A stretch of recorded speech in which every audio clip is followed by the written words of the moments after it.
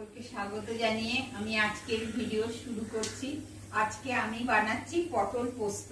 তার জন্য কি লাগবে প্রথমে সেগুলো আমি বলে দিই। লাগছে তো মেন পটলগুলো আমি এইভাবে কেটে নিয়েছি, কেটে নুন ধুয়ে নুন মাখিয়ে রেখেছি।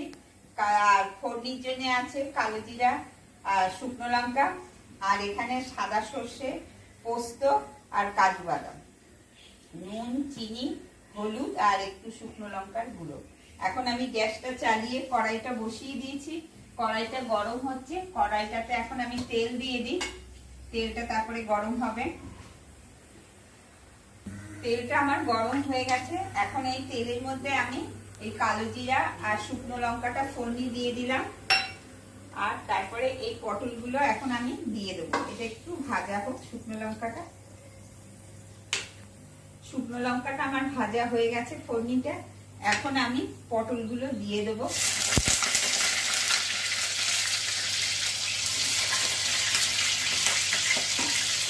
পটলগুলো এখন আমি আস্তে আস্তে ভালো করে ভেজে নেব। এর মধ্যে এখন আমি একটু পটলগুলোকে একটু হলুদ দিয়ে দিই।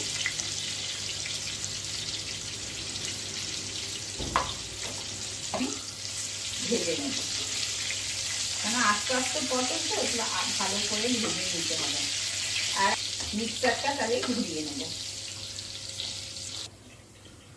এখন আমি ওটা ভাজা হচ্ছে মিক্সারে। সর্ষে, পোস্ত, কাজু বাদাম, কাঁচা লঙ্কা এগুলো আমি ঘুরিয়ে নিই। প্রথমে শুকনো ঘুরাই, তারপরে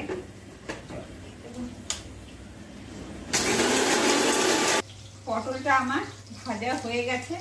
এখন আমি পটলটা আর নামাবো না। এর মধ্যেই এই যে পোস্তটা পিসলাম, পোস্তটা দিয়ে দেবো। পোস্ত, কাজু,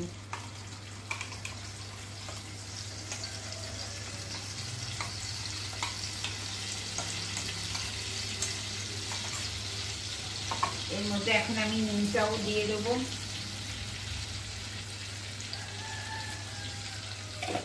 একটু হলুদ দিয়ে দেবো আর একটু লঙ্কার গুঁড়ো দিয়ে দেবো। কালারটা ভালো আসবে। দিয়ে এখন আমি এটা ঢেকে রেখে দেবো। আস্তে আস্তে এটা ভিতরটাও সিদ্ধ হবে। এখন আমি এটা ঢেকে আবার 5 মিনিট রেখে দেবো। এখন ঢাকনাটা খুলে দেখি আমার পটল পোস্তটা হয়ে গেছে। পটলগুলো সিদ্ধ হয়ে গেছে, একদম নরম হয়ে গেছে। এখন আমি এর মধ্যে মিষ্টিটা দিয়ে দিই। মিষ্টিটা দিয়ে দিলাম, নিরামিষ তরকারি দিয়ে এখন আমি গ্যাসটা বন্ধ করে 2 মিনিট ঢেকে রাখি, তারপরে নামিয়ে দেখাচ্ছি। আমার পটল পোস্ত হয়ে গেছে, দেখুন কি সুন্দর হয়েছে কালারটা। এখন আমি এটা নামিয়ে নেব। এইভাবে আমার হয়ে গেল পটল পোস্ত।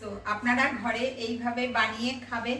আর ভিডিওটা ভালো লেগে থাকলে প্লিজ আপনারা লাইক, শেয়ার, কমেন্ট, সাবস্ক্রাইব করবেন, আমার পাশে থাকবেন।